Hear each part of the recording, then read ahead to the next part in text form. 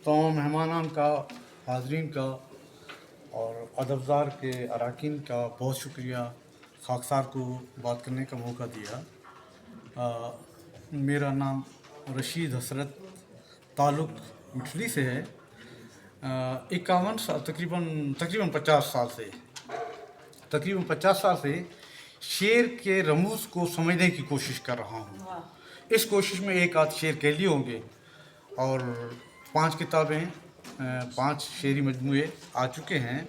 सूखे पत्तों पे कदम लाहौर से 2001 में शाया हुआ। अप्सरा अदा की बात 20 साल के बाद फिर मैंने 2021 में अप्सरा अदा की बात, उसके एक साल बाद 22 में ख़ज़ां आलूद बहार, और उसके बाद आँखों में सौगात के नाम से चौथा मजमूआ, और 5वां गूंजते सन्नाटे आ चुका है। ये चारों किताबें बात की हैं वो कराची से शाये की हैं। जहाँ तक रोज़गार का मामला है तो ज़ाहिर है कि हम एक गरीब घराने से ताल्लुक़ रखते थे।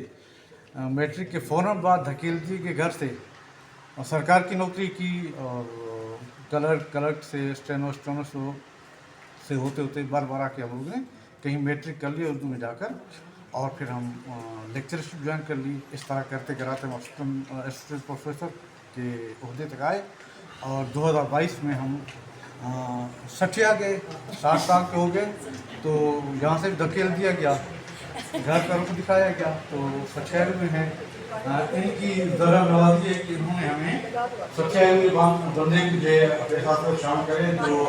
जो अहले दौर हैं और बाशूर लोग हैं, ज़्यादा जानने वाले हैं, कम शुरू वाले को साथ कर दिया है, तो एक सरफराज होना चाहिए। तो मैं